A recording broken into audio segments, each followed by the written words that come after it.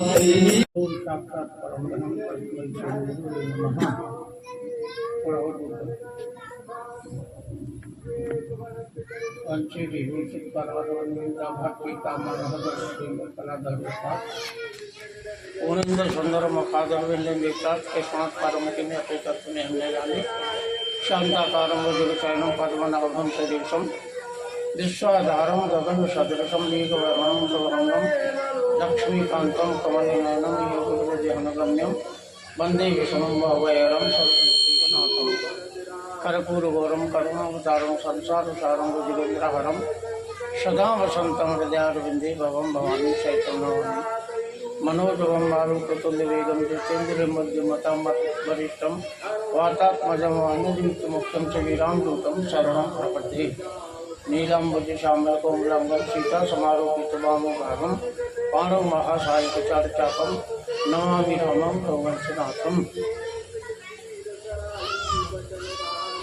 Hello, अब हमें भाई याद तो होता नहीं है और ये बच्चे मानते नहीं हैं, पढ़ के बोलना पड़ता है। कम से कम 100 प्रवचन लिख के रख दिए, अब पढ़ने का चांस ही नहीं बनता है।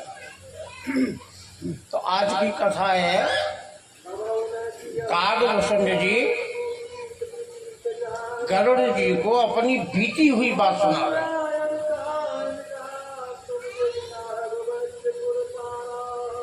तो कह रहे मैं खल संकुल मती नीच जात कर मोह हरिजन दुज देखूं जरऊं विष्णु सकल कुल द्रोह। यानी ब्राह्मणों से हरिजन मतलब ईश्वर के जितने भक्त होते हैं उन सब को देख करके मेरे हृदय में आग लगती थी और ऐसे निंदा करते करते मुझे बहुत समय हो गया।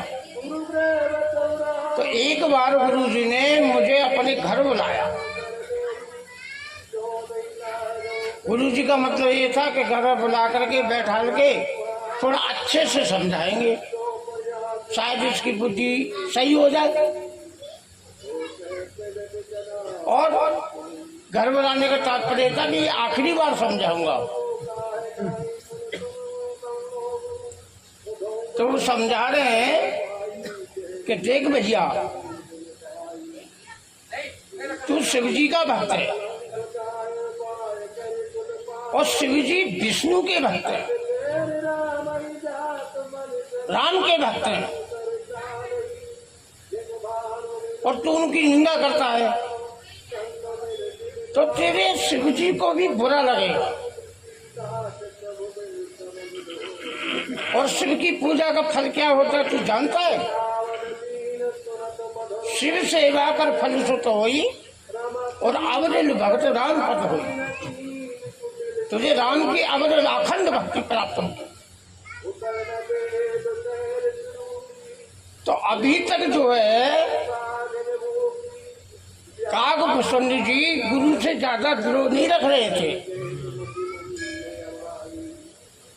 लेकिन अब शंकर जी की बुराई करने लग गए कि तेरे शंकर जी भी राम के चेला हैं, उन्हीं की सेवा करते हैं, उन्हीं को अपना इष्ट मानते हैं। कि तब गरुड़ जी मेरे हृदय में और ज्यादा आग लगी। तब मुझे समझ में आया ये कोई गुरु गुरु नहीं है।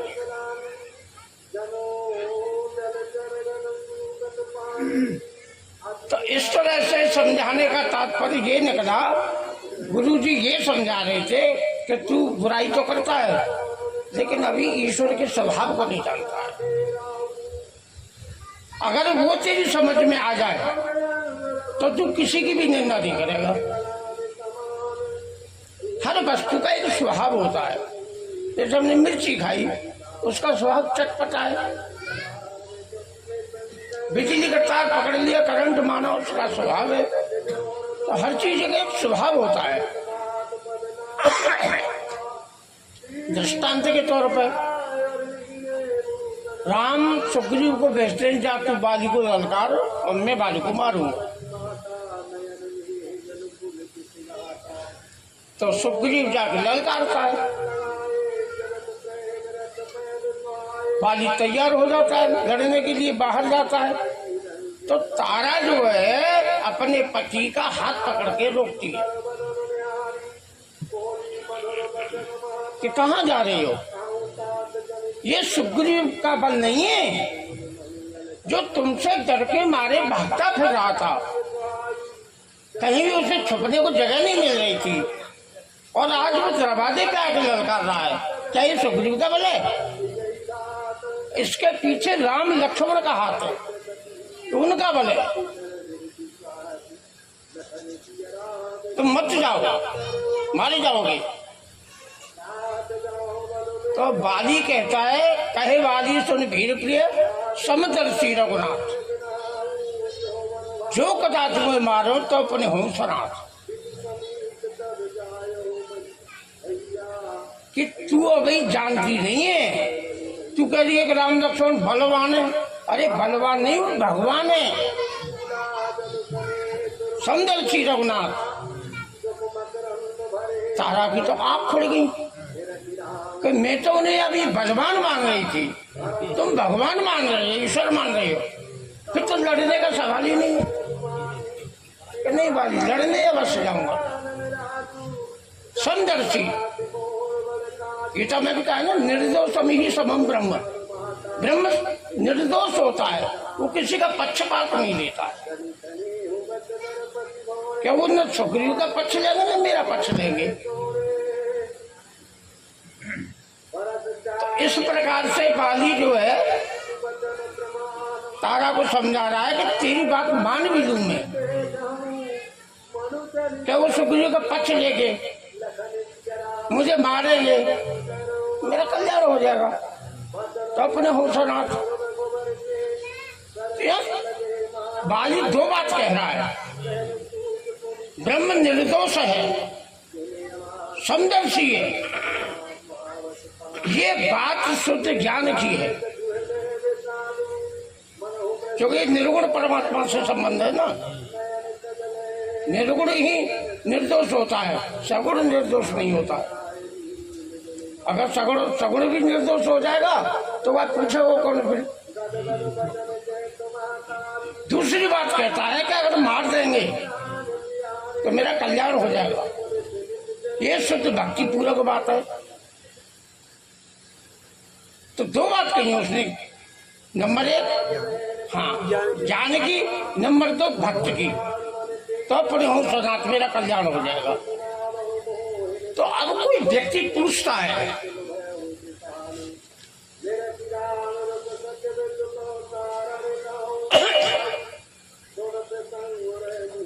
गोस्वामी जी से पूछता है कि जो बाली कह रहा है अब जो लड़ने जा रहा सुग्रीव से, ये ज्ञानी वाली जा रहा है या भक्त वाली जा रहा है?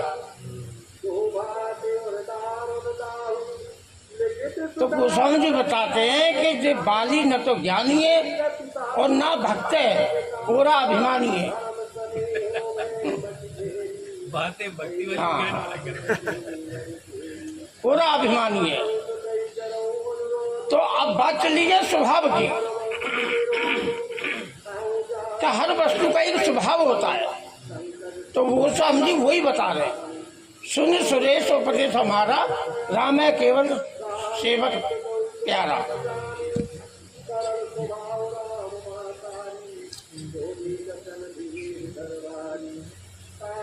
निज अपराध रचय नहीं कहूं, और सुन सुरेश रघुनाथ स्वभाव। ये बृहस्पति बता रहे हैं इंद्र को कि ईश्वर का स्वभाव होता है कि यदि कोई उनका दोष करे, उनकी बुराई करे, तो वो कुछ नहीं कहेंगे, ये उनका स्वभाव है। जो अपराध भगत कर करे, राम रोष पावक सो गए। यदि वो भक्त अपराध करता है तो फिर ईश्वर पर सहन नहीं होगा, वो उसे मार डालेंगे, उनकी क्रोध की अग्नि में जल करके भस्म हो जाएगा।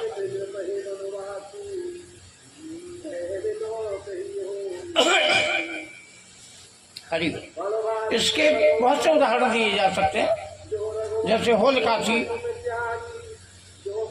होलिका ने जो है प्रहलाद को गोद में बैठाया और अग्नि का आवाहन कर लिया, उसे वरदान प्राप्त था, उसे अग्नि नहीं जलाएगी। लेकिन जो अपराध भगत कर रही, अब होलिका भक्त अपराध कर रही है ना, प्रहलाद भक्त है राम का, तो राम रूप पावक सोच रही, उसका वरदान भी फेल हो गया और होलिका जल गई और प्रहलाद राम राम करते हुए निकल आए। दुर्वासा कितने बड़े तपस्वी थे, संत थे। अम्बरीश का एक व्रत था ना एकादशी का, और अंतिम एकादशी आ गई थी। उसी समय ये दुर्वासा पहुंच गए वहां जानबूझ के।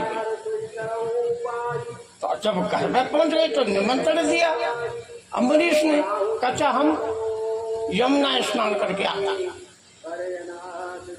चले गए, जानबूझ के टाइम खराब कर रहे। अब वो जो समय था वो निकलने जा रहा था, तो पंडितों ने सलाह दी कि ऐसा करो तुम जल का पारायण कर लो, तो ये अन्न भी नहीं है, तुम्हारे व्रत की भी रक्षा हो जाएगी और अतिथि की भी रक्षा हो जाएगी। तो ऐसा कहने से, पंडितों के कहने से उन्होंने जल का पारायण कर लिया। तो दुर्वासा भी कम थोड़ी था, उन्हें सब पता लग गया। अब आकर के जानबूझ करके अम्बरीश पे क्रोध करने लगे, तू अतिथि का अपमान करता है, मेरे आने से पहले ही तूने भोजन कर लिया, मतलब व्रत तोड़ दिया। अब बहुत समझा, कहाँ समझे, एक बाल तोड़ा, काल कर्ता को उत्पन्न कर दिया कि खा ले इसे। जैसे ही वो काल कर्ता खाने को दौड़ी, विष्णु का चक्र से दर्शन आ गया, काल कर्ता को मार करके और वो दुर्वासा के पीछे। अब दुर्वासा भागे दोनों, शिव जी के पास गए, ब्रह्मा के पास गए, अंत में विष्णु के पास गए। अब देखो स्वभाव, ये विष्णु वही है जो प्रभु ने लात मारी थी, तो पैर दबा रहे हैं कि लगी तो नहीं, मेरी छाती से वज्र की है, तुम्हारे कहीं चोट तो नहीं आ गई। और आज संत हैं दुर्वासा, ब्राह्मण भी हैं और चरणों में पड़ के गिड़गिड़ा रहे हैं, लेकिन विष्णु पर कोई रहन नहीं आ रहा। मैं तुम्हारी कोई सहायता नहीं कर सकता, तो कोई उपाय तो बताओ कि तुमने जिसका अपराध किया है उसी की शरण में जाओ। तो जैसे ही अम्बरीश की शरण में आए, चक्र शांत हो गया। इंद्र का पुत्र जयंता, उसने भी तो परीक्षा ली थी ना, सीता जी के चरण में चोट मार दी, अब रक्त बहने लगा, तो राम को देख के गुस्सा आ गई। तो वहीं पास में एक सीख पड़ी थी, उसी का बाण बना के पीछे लगा दिया। अपने पिता के पास गया, पिता ने की तू भाग यहाँ, जब मेरे सुरक्षा का नाश करवाएगा। शिव जी के पास गया, सबके पास गया, अंत में नारद मिलते हैं, वो उपाय कराए, मूर्ख तूने भक्त अपराध किया है, जिसका अपराध किया उसी की शरण में जा। जब वो सीता के चरण में आए, राम की शरण में आए, तो चक्र शांत हो गया, बाण शांत हो गया। तो ये स्वभाव समझा रहे किसको, अपने चेला मूर्ख जो शूद्र था। हरिओम।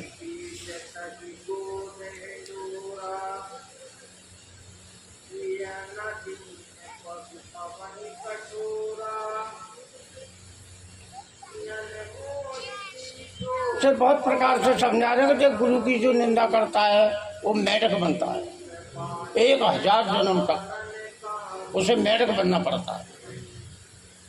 संतों की निंदा करते हैं वो कौआ बनते हैं, शास्त्रों की वेदों की जो निंदा करते हैं वो रौरव नरक में पड़ते हैं। इस प्रकार से उसे समझा रहे हैं कि देख तू शिव जी का भक्त है और शिव जी राम जी के भक्त है, तो तू भी तो उनका सेवक हुआ कि मालिक हो गया, काय को बुराई करता उनकी। तो इस प्रकार से गरुड़ को कथा सुना रहे हैं कि मैं एक बार शिव जी के मंदिर में बैठ के जप कर रहा था। एक बार शिव मंदिर में ही तो इस प्रकार जो है गुरु जी आए, मैंने देख लिए, मैंने अभिमान के बस के उठे नहीं की प्रणाम, उनको नमस्कार नहीं किया। अभिमान का सीधा अर्थ क्या होता है? अभिमान का सीधा अर्थ होता है कि अपने को बड़ा मानना, कि मैं तो जप कर रहा हूँ, मंदिर में बैठा हूँ, शिव जी के नाम का जप कर रहा हूँ, अनुष्ठान कर रहा हूँ, अनुष्ठान में बीच में नहीं उठना चाहिए, चाहे कोई आ जाए। इस प्रकार का वो गणित लगा रहे हैं अपने दिमाग में। गीता के 16वें अध्याय में दिया ना, आसुरी प्रकृति, मैंने ये किया है, कल ये करूंगा, आज उसको जीता, कल उसको जीतूंगा। मैं अपने को बलवान मानना, अपने को बड़ा मानना, ये अभिमान का सरल अर्थ है।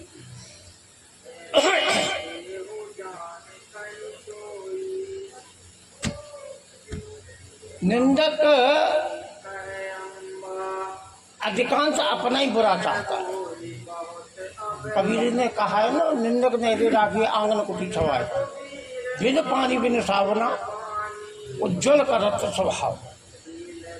कबीर का मतलब है कि जो निंदक हो उसे पालो, उसकी हर तरह की सुविधा करो,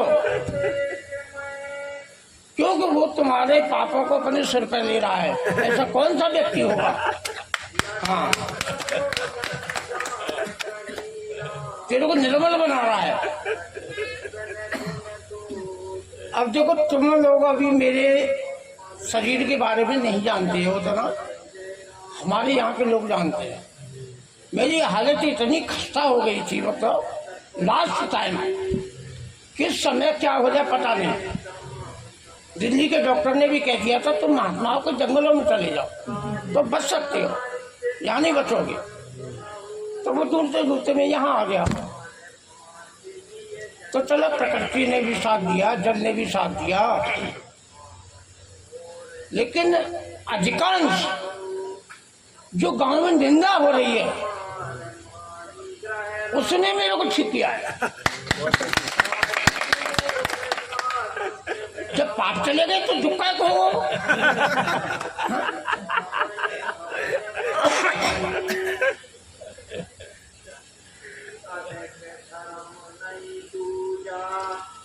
सबकी निंदा जे जड़ कर रही, ते चमकादर होय अवतरई।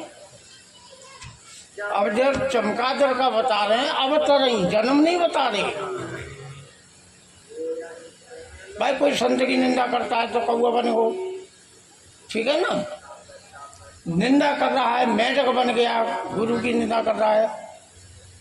एक एक पाप से मतलब इनका ऐसा जन्म हो रहा है।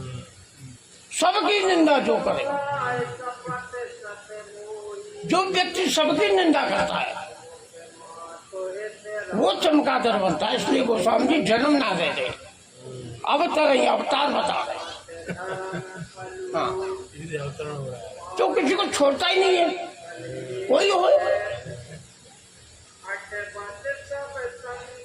तो इस प्रकार से जो है अपने चेला को वो समझा रहे। कौन? गुरु जी।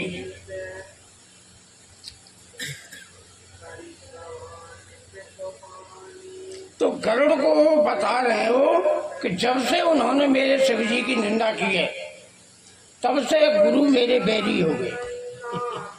नहीं, मैं पहले गुरु से इतना विरोध नहीं मानता था, लेकिन जब मेरे शिव जी की बुराई करते कि वो राम जी के भगत है, चेला है, ऐसा जो कहा तो मेरे हृदय में आग करने लगी। मेरा गुरु से ऐसा हो।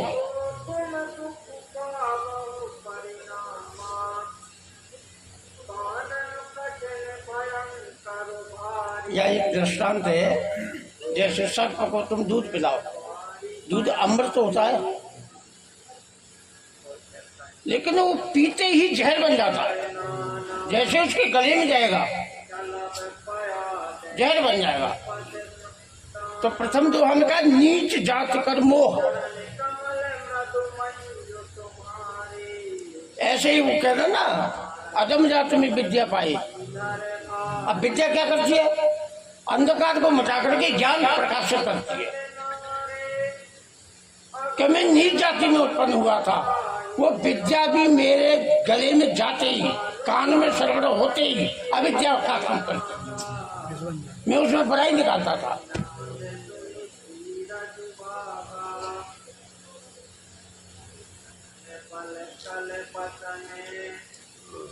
तो इस तरह से जब गुरु का अपमान किया,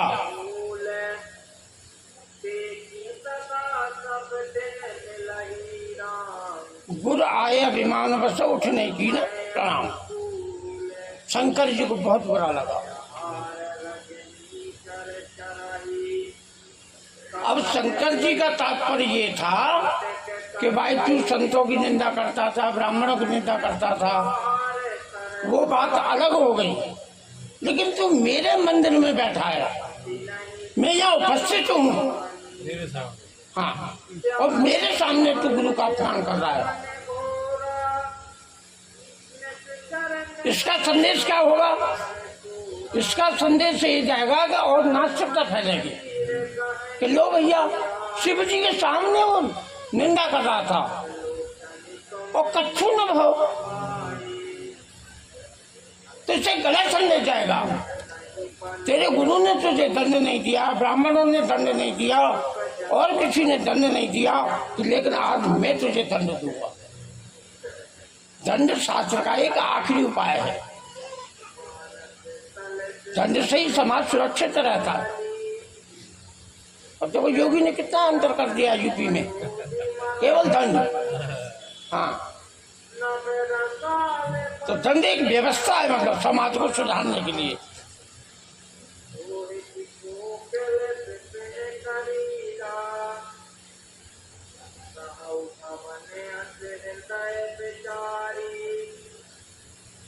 आज तुम्हें नमामि संविधान की व्याख्या बताएंगे। तो जो अपराध भगत कर करे राम रोष पागल सो जरे। शंकर जी को क्रोध आ गया, भ्रष्ट हो सत्य मार्ग मेरा, मैं अगर तुझे दंड न दूं तो सत्य माने वेद, वेदों में जो वर्णन आता है वो मार्ग मेरा नष्ट भ्रष्ट हो जाएगा। लोगों के मन में गलत धारणा जाएगी कि भैया कोई भगवान भगवान ना, कच्छू करो। नास्तिक व्यक्ति यही तो सोचता है कि तेने मेरे सामने अपमान किया है, ये मुझसे सह न सके महेश, ये मुझसे सह नहीं होगा, बिना दंड दिए मैं तुझे नहीं छोड़ूंगा। तो उसे हजारों जन्म नरक में रहने का, रौरव नरक में रहने का श्राप दे दिया। अब श्राप सुन करके तो कागभूषण जी की हालत खराब हो गई। हाँ, और इतनी हालत खराब हो गई कि थर थर कांप रहा। तो गरुड़ जी को बता रहा है कि उस समय मेरी ऐसी खराब हालत थी, उस समय मेरी रक्षा गुरु जी ने की। सदगुरुदेव भगवान की जय। ओम नमामि संविधान निर्वाण रूपम विभुम व्यापकम ब्रह्म वेदस्वरूपम। अब गुरु जी स्तुति करने लगे शंकर जी को मनाने के लिए।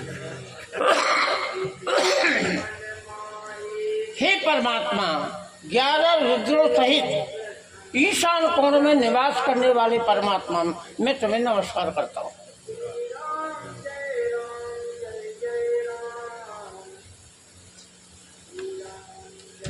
हरि ओम।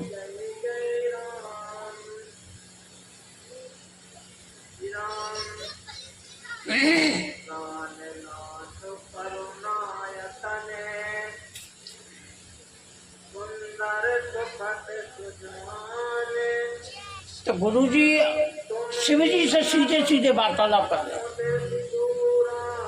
कि ये आपने क्या कर दिया, अरे ये तो तुम्हारा भक्त था और तुमने इतना बड़ा श्राप दे दिया उन्हें। तो यानी धर्म, अर्थ, काम, मोक्ष, ये 4 पदार्थ हैं कि मनुष्य शरीर जब हमें मिलता है, केवल मनुष्य शरीर ही इन 4 का फल दे सकता है। आदमी मेहनत करता है, पुरुषार्थ करता है, तो उसे अर्थ की प्राप्ति होती है। जब पूजा पाठ करता है, दान देता है, यज्ञ करता है, धार्मिक काम करता है, तो उसे धर्म की प्राप्ति होती है।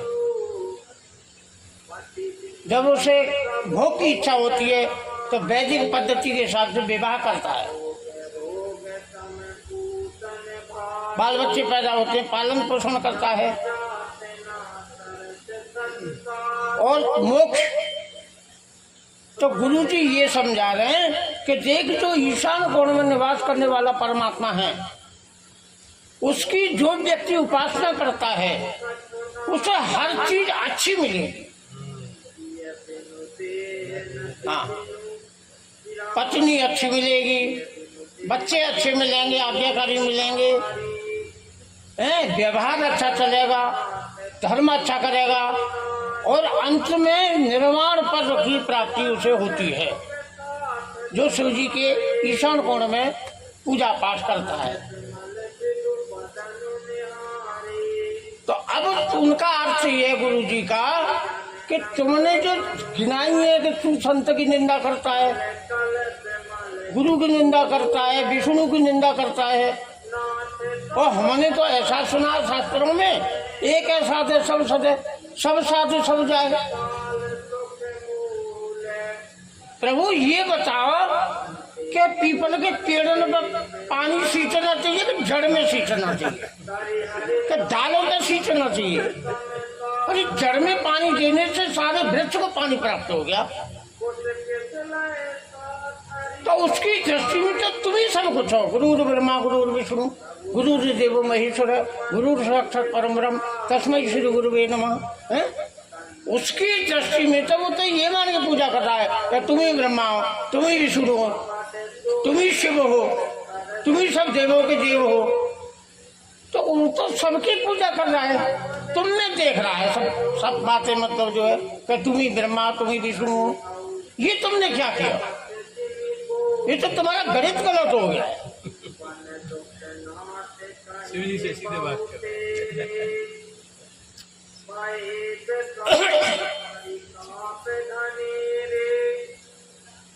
अब एक यहाँ मार्मिक बात बताते हैं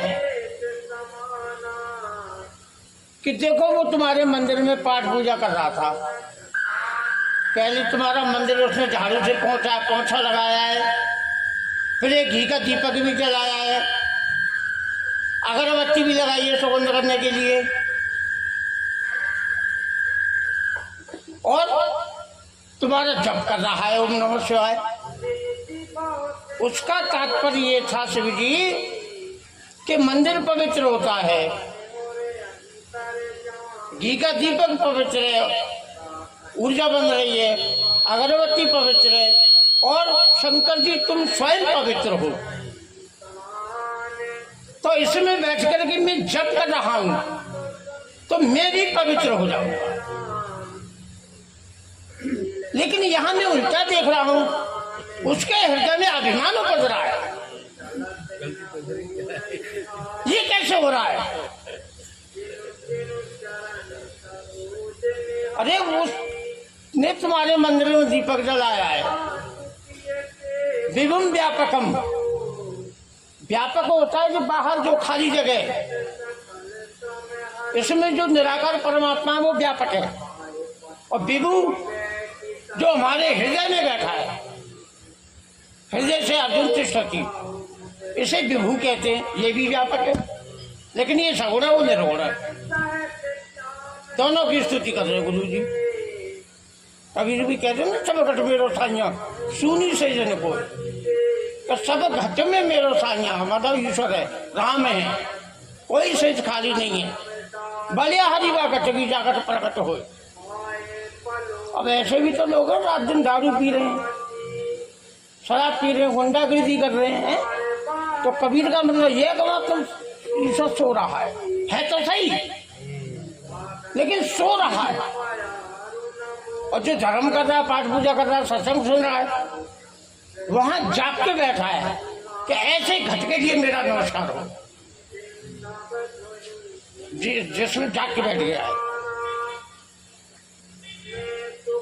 तो तुमने उसके मन मंदिर में दीपक क्यों नहीं जलाया? ये उनका अर्थ था। अब गीता का प्रमाण देते तेषां येन अनुकंपार्थ अहम अज्ञान जम तमः नाशयाम्य भावस्तो ज्ञान दीपेन भास्वता। तो कृष्ण कह रहे हैं कि मैं अपने भक्तों के हृदय में अनुग्रह करने के लिए उनका अभिमान मिटाता हूँ, और तुम्हारा पूजा करे हुए अभियान उपज रहा है। ये उल्टा काम कैसे हो रहा है? और मैं उनके भक्त के हृदय में ज्ञान दीपेन भास्वता, ज्ञान रूपी दीपक जलाता हूँ, ताकि पुनः अंधकार न हो, पुनः उसके मन में बुरी भावना ना आवे कि ये चूक तुमसे कैसे हो रही है।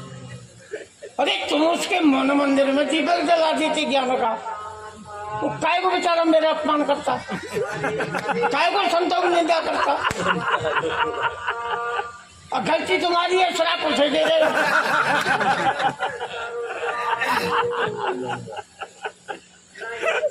दूसरा दृष्टांत देखते हैं कि उपद्रष्टा अनुमंता च बस्ता भोक्ता महेश्वर। अनुमंता, अनुमंता कहते हैं सही सलाह देने वाला। तो कृष्ण कह रहे हैं मैं अपने भक्त को सही सलाह देता हूं, उसे गलत कर्म करने की अनुमति देता ही नहीं कि तुमने ऐसा क्यों नहीं किया। तो अनुमंता का अर्थ होता है जैसे किसी ने, घर वालों ने पूछा या किसी मोहल्ला वाले ने पूछा कि कहाँ जा रहे भैया, कह रहे हम सत्संग हो रहा है यार बल्ला में, वहां जा रहे। अरे भाई जी तो बहुत अच्छी बात है, सत्संग में तो जाना चाहिए, जब खुद नहीं जा रहा है लेकिन अनुमोदन कर रहा है, सही को सही कह रहा है। कि ऐसे लोग भी संसार सागर से पार हो जाएंगे। जो कथा कह रहे हैं, कथा सुन रहे हैं, वो तो पार होंगे ही। जो अनुमोदन कर रहे हैं कि भाई ये बहुत अच्छी बात है, आश्रम में जाना चाहिए, सेवा करनी चाहिए, सत्संग सुनना चाहिए, कि ऐसे लोग पार हो जाएंगे। तो तुमने ऐसी सलाह अपने भक्त को क्यों नहीं दी?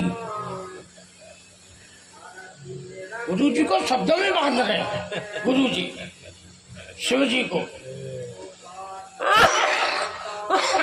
उदाहरण देते हैं कि देखो जब कैकेयी को वचन देने में दशरथ फंस गए, वचन दे दिया है, अब उसे मुकर नहीं सकते, किम कर्तव्य विमूढ़ स्थिति हो गई है। अगर वचन से हटते तो समाज में निंदा होगी, रघुवंश में दाग लग जाएगा, कलंक लग जाएगा। तो उन्होंने क्या मांगा था? तुम प्रेरक सबके हृदय सो मत राम जी।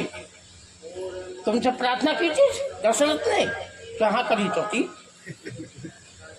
क्या? फिर वो तो दशरथ क्या कह रहे, वचन मोर तज, मेरे वचन को छोड़ दे और राज्य शासन पर बैठ जाए, राजा बन जाए। तुमने ऐसी चुनाव दशरथ की बात चुना मानी? तुमने राम को सही सलाह दी ना कि भाई रावण का वध कराना है, समाज में धर्म की स्थापना करानी है। क्या तुमने दशरथ की बात मानी? तुमने सही अनुमति दी, और वो सही अनुमति अपने इस चेला को क्यों नहीं दी? इसको सही अनुमति देते बेचारा काय निंदा करते मेरी, और संकट ही सही जा रहा है।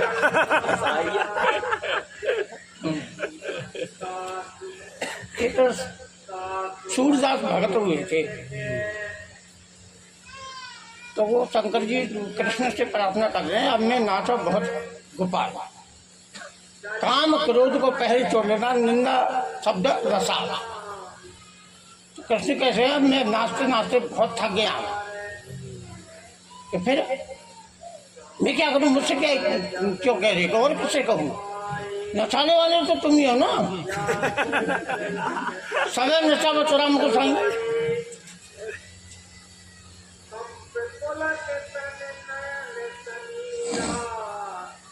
तो फिर मुझसे क्या चाहता है कि सूर्यदास की सभी अविद्या दूर करो न तो, कि मेरी इस अविद्या रानी का नाश करो तो मैं सुखी हो जाऊंगा। कि कृष्ण ने उसकी अविद्या का विनाश कर दिया, तुमने अपने इस भक्त का अविद्या का नाश क्यों नहीं किया? तुमने इसकी अविद्या का नाश कर दिया होता तो ये आज श्राप उसे क्यों झेलना पड़ता?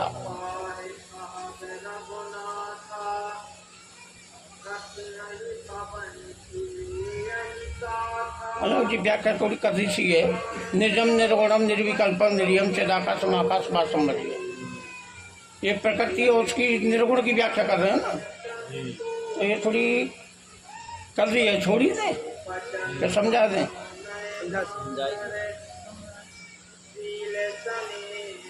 तो कह रहे निराकार और साकार तुम दोनों हो,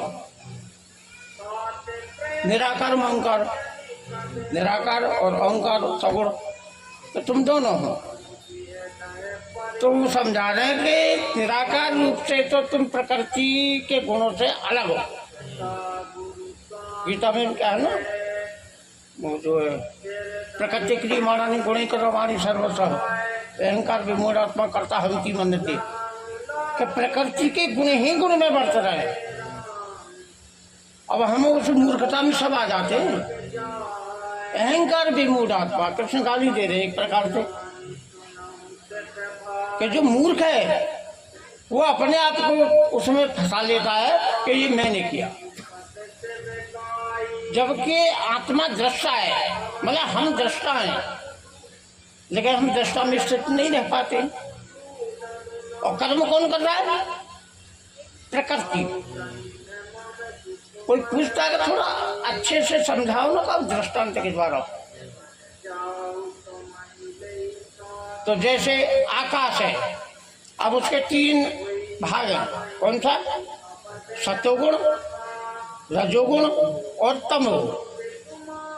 तो आकाश के सत्वगुण से बना है कान, आकाश के रजोगुण से बना है मुंह, और आकाश का तमोगुण शब्द है।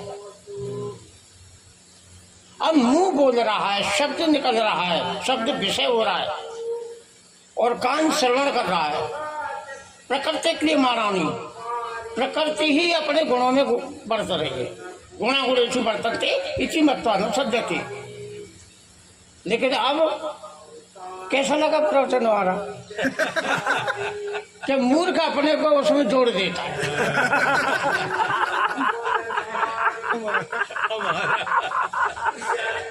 अहंकार के कारण कि ये सब क्या है? प्रकृति विकारों वाली है। इच्छा देश सुखम दुखम संघात चेतना गति हो। हमने इच्छा की, ठीक है, पूरी हो गई, ठीक है ना। अब बड़ी इच्छा प्रकट हो गई, यानी लोभ। ये लोभ विकार है। इच्छा में विघ्न पड़ गया तो क्रोध आ गया, ये क्रोध विकार है। द्वेष करने लग गए, ये विकार है। संघात, पूरा शरीर बता रहे हैं कि पूरा शरीर विकार है। कहीं लग गया, थोड़ा पकने लग गया, मवाद बन गया, फोड़ा निकल आया, फुंसी हो गई, टीबी हो गई, कैंसर हो गया। ये सब मतलब जो है विकार वाला है। आत्मा निर्विकार है। आत्मा को या परमात्मा को, ये निर्विकार है। तो यह छोड़ देते हैं। निराकार मोंकार मूलम तुरियम गिरा ज्ञान गोचीतम ईशम गिरीशम कालम करालम महाकाल कालम कृपालम गुणागार संसार पारम न तो। दोनों की स्तुति करते हुए अब यहाँ एक चीज और है, निराकार और साकार। निराकार को समझना बड़ा सरल है, कोई भी समझ जाएगा समझाने से कि भाई निराकार है, वो अगुण है, उसका रूप नहीं है, उसका नाम नहीं है, बड़ी सरलता से समझ में आता। तो कुछ समझिए जो लिखा है ना, निर्गुण रूप सुलभ सगुण जान नहीं कोई, सुगम अगम नाना चरित्र शून्य मुन्य भ्रम हो। कि सगुण जो है उसको समझना बड़ा कठिन है। बड़े बड़े ऋषि तपस्वी मुनि, उनके मन में भ्रम उत्पन्न हो जाता है।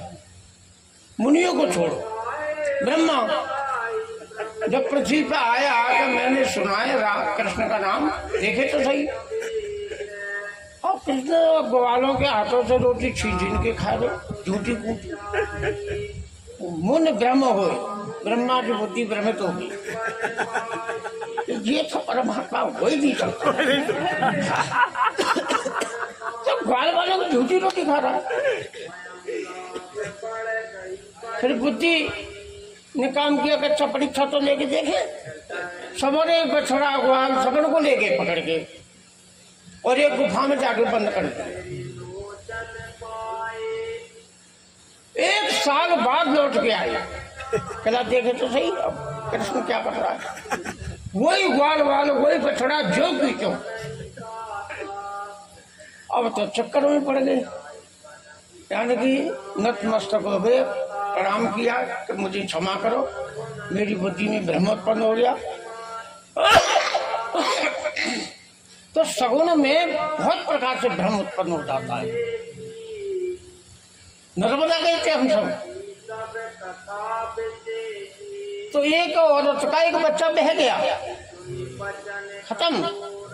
अब वो क्या कहती रोती रोती, मानो जब भगवान पर भाई खुशी देखी ना जाती।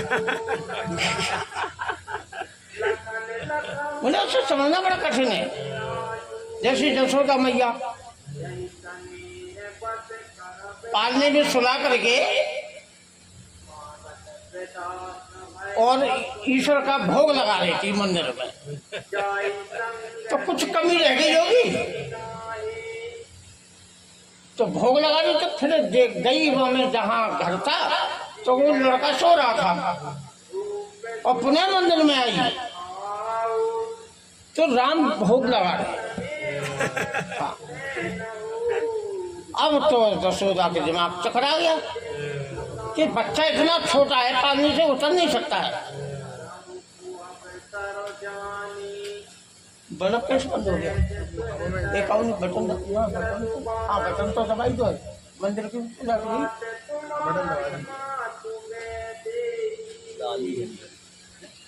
लाली अंदर, हम मुझे काउनी बटन ऑफ कर दो यार। लाली अंदर थी, हाँ। लाली अंदर है वो बेचारा।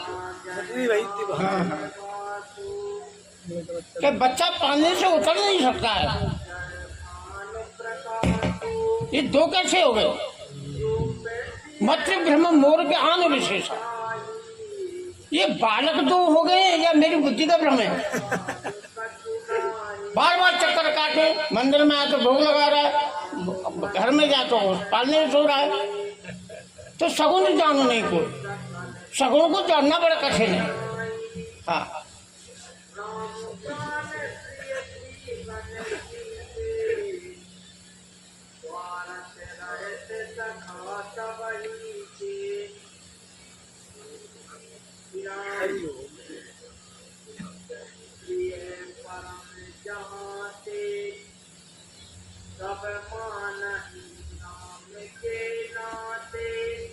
तो हम तुम सारे संसार में 95% तो कह ही सकते हैं कि व्यक्ति माया जाल में फंसे हुए, जन्म मरण हो ही रहा है।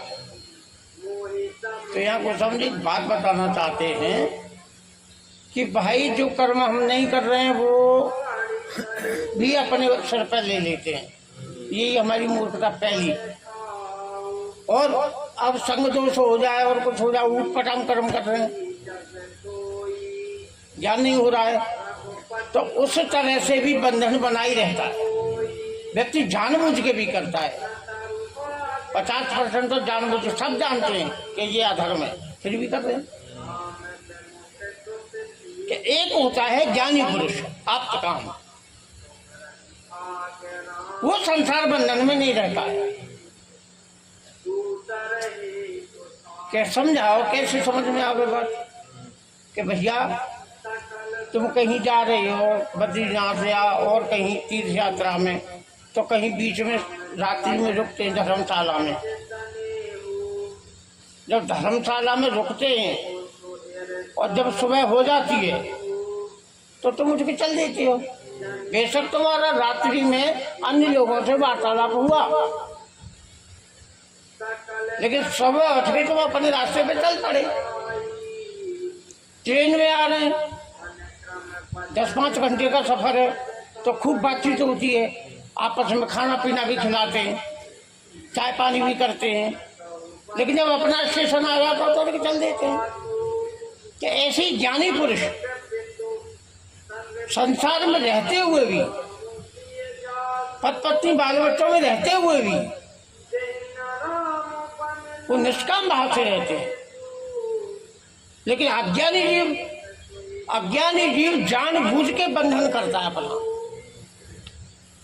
कि मैं मर जाऊंगा तो अभी मेरी पत्नी जवान है, इसका क्या होगा, बच्चे छोटे छोटे हैं, इनका पालन पोषण कौन करेगा। यानी उसकी अज्ञानता का विस्तार होता है। लेकिन ज्ञानी पुरुष सब जानता है कि ईश्वर ने सृष्टि बनाई है, वो इसे चला रहा है। ब्रह्मा विष्णु महेश का मतलब क्या है? ब्रह्मा माने उत्पत्ति करता, विष्णु माने पालन करता, और विष्णु माने संहार करता।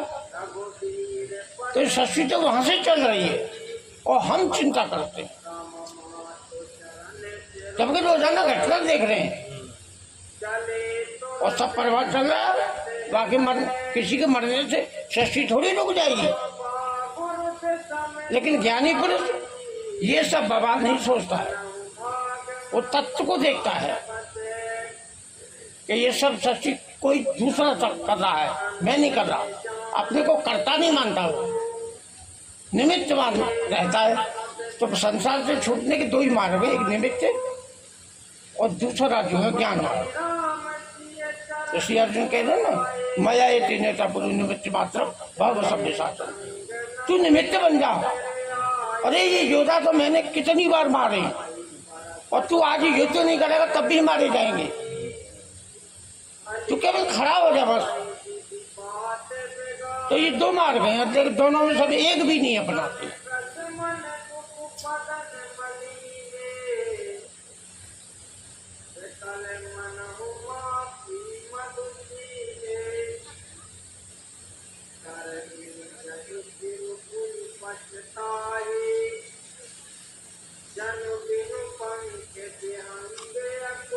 पेपर पढ़ते जा रहे हैं, नंबर ही ना है दोनों।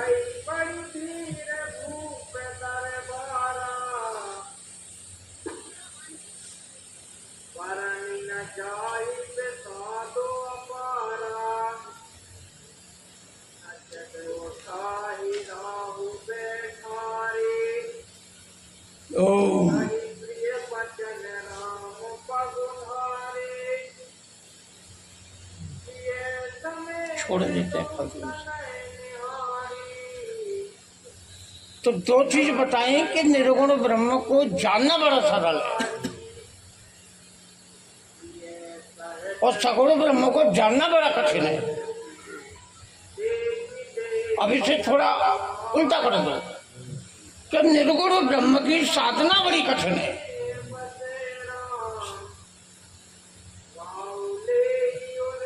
अर्जुन ने 16वां अध्याय प्रश्न किया है ना, 16-12 में, क्लेशो अधिक तरस्तेषाम अव्यक्त सप्त चेतसाम अव्यक्त ही गरीब दुखम मेरे बाप पे थे कि ब्रह्म निर्गुण ब्रह्म की उपासना कैसे की जाए। तो अर्जुन कह रहे हैं कि बड़ी क्लेश पूर्वक होती है। क्यों होती है क्लेश पूर्वक? कि भाई एक तो उसका नाम नहीं है, जब नाम नहीं है बताओ तो जप काय को करोगे। उसका रूप नहीं है, बताओ ध्यान किसका करोगे। उसका कोई आकार नहीं है, निराकार है, तो उसका आकार कैसे बनाओगे? बड़ा कठिन है। राम भी कह रहे हैं ना, ज्ञान अगम प्रत्युने का साधन कठिन है न मन कौटे का, कि ज्ञान मार्ग अत्यंत कठिन है, क्योंकि मन टेका, मन लगाने के लिए कोई युक्ति नहीं है। और सगुण बड़ा सरल है साधन करने में। तुमने देखा वो घर में आरती कर रहे हैं या मंदिर में कर रहे हैं, बिल्कुल अबोध बच्चा है, वो भी ऐसे खड़ा हो गया, जानता कुछ नहीं है, लेकिन उसे इसका भी फल मिलेगा। व्यक्ति सत्संग में आया, सो गया, उसे उसका भी फल मिलेगा।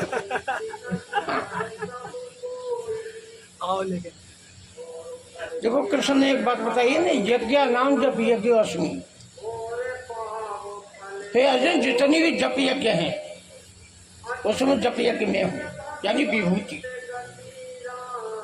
विधि विधान पूर्वक यज्ञ करते हैं, उसका जो फल मिलता है शास्त्र विरोगणीय। कृष्ण कह रहे हैं कि जो जप यज्ञ है उसमें एक बार हरिओम बोला, ओम नमो भगवते वासुदेवाय बोला, कि जो यज्ञ किए लाखों रुपए खर्च करके, उससे 10 गुना फल इसमें मिलेगा। अब पता कितनी सरल है साधना है भाई। हम बिना पैसा कहाँ से करेंगे?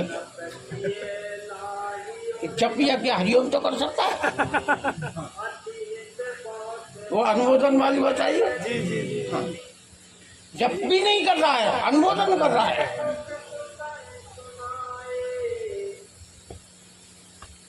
वो कैसे? गोपति को भवत रही, जैसे गऊ का खुर होता है ना काम, अब इसे लांगने में कोई परेशानी आएगा व्यक्ति को, तो इस तरह से संसार से पार हो जाएगा।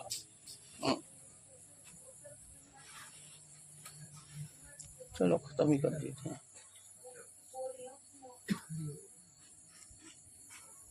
किस तरह से बांध रहे हैं शिव जी को? करालम महाकाल कालम कृपालम। यहाँ गुरु जी शब्दों में बांध रहे हैं शिव जी को, कि प्रभु हमने तुम्हारा रूप तो देख लिया, करालम तुम बड़े कठोर हो।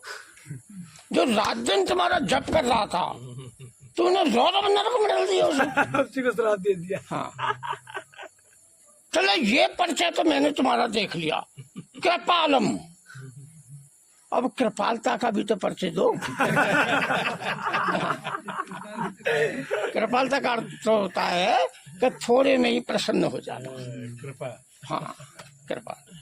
अवरदानी दानी कहते हैं ना, उसका ऑर्डर दानी का तात्पर्य होता है कि हमने 100 रुपया मांगे और 1 करोड़ दे दी, इसे ऑर्डर दानी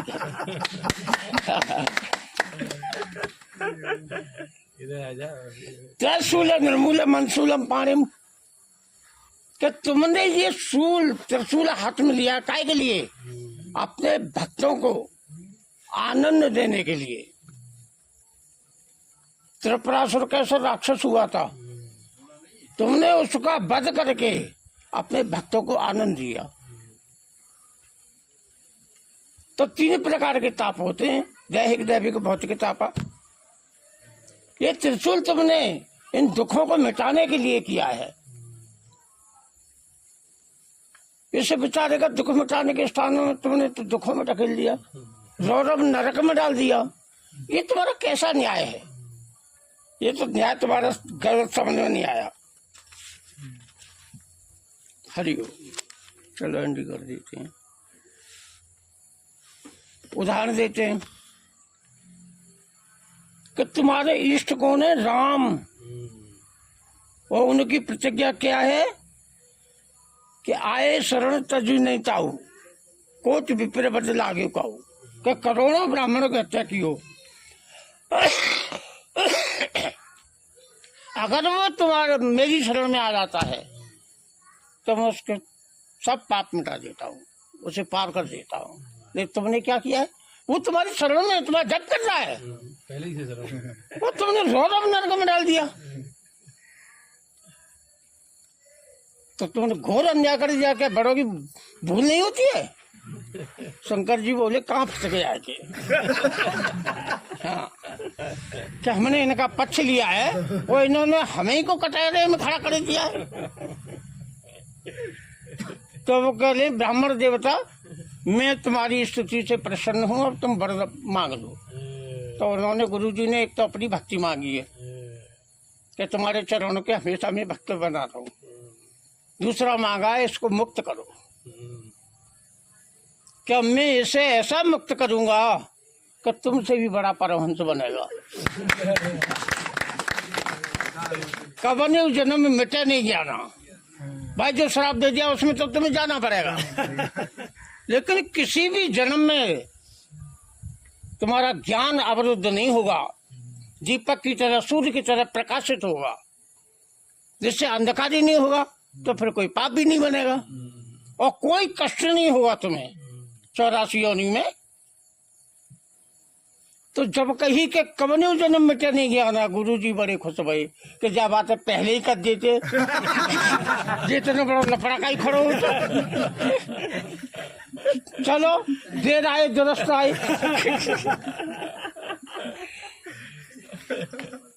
सुनो शूद्र मम वचन प्रमाणा।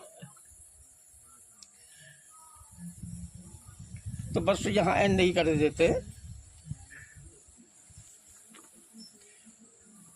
सृष्टि बनाई थी ईश्वर ने, सबसे पहले 84 जीव बनाए, लेकिन उसे प्रसन्नता नहीं हुई। जब अपना रूप दे करके मनुष्य शरीर बनाया तब ईश्वर खुश हुआ कि हाँ जी अच्छा है, ये अच्छा है। तो अब भगवान ने हमें अपना स्वरूप दे दिया, अपना ज्ञान दे दिया है, लेकिन ये अविद्या तो हमने अपनी ओर से ओढ़ ली है। मनुष्य शरीर ही एक ऐसा है जिसमें सब प्रकार का सुख पाया जा सकता है। अन्य 84 योनि तो ढंग से भोग भी नहीं भोग पाते हैं। तो इस प्रकार से मनुष्य शरीर का लाभ लो, अगर लाभ नहीं लिया तो लाभ कहाँ मानुष तन पाए, फिर मनुष्य शरीर पाने का क्या लाभ हुआ। कितने लोग हैं उन्हें ज्ञान ही नहीं है कि मनुष्य शरीर है क्या। हाँ, कोई ज्ञान नहीं है। भाई लकड़ी काट के ला रहे, बता कितनी परिश्रम कर रहे हैं, और 200 रुपया में बेची, 50 रुपया घर को राशन, 150 रुपया की पी गई।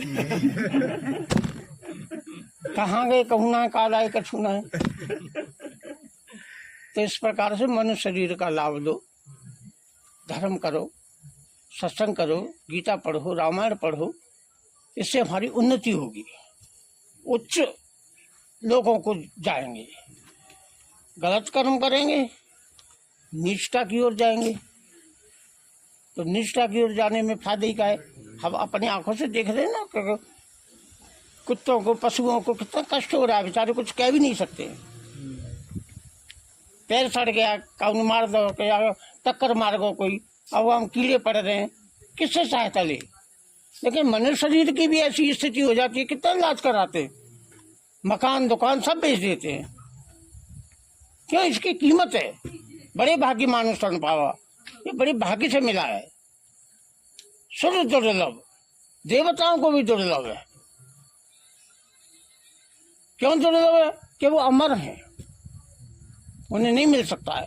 लेकिन वो चाहते हैं कि हमें मनुष्य शरीर मिल जाए, लेकिन मिल नहीं सकता है। पश्चाते हैं धिक जीवन देव शरीर हरे, बिन भक्त बिना भव धूल पड़े। राक्षस आक्रमण करते हुए बेचारे भाग्य डोलते हैं, अंत में ईश्वर की शरण में जाना पड़ता है, वही रक्षा करते हैं। तो इस प्रकार से मनुष्य शरीर का लाभ लो, बुद्धि का प्रयोग करो, मन के कहे मत चलो, मन के कहे न चालिए, मन के मते अनेक। इसके तो अनेक इच्छाएं होती हैं, और जब फंस जाता है तो पिटता है, और मन तो भीतर गायब हो गया, पिटे हम रहे। हाँ, छुप गया वो। बोलो सियावर रामचंद्र की। बोले शत्रुदेव भगवान की जय, स्वामी जी महाराज की जय।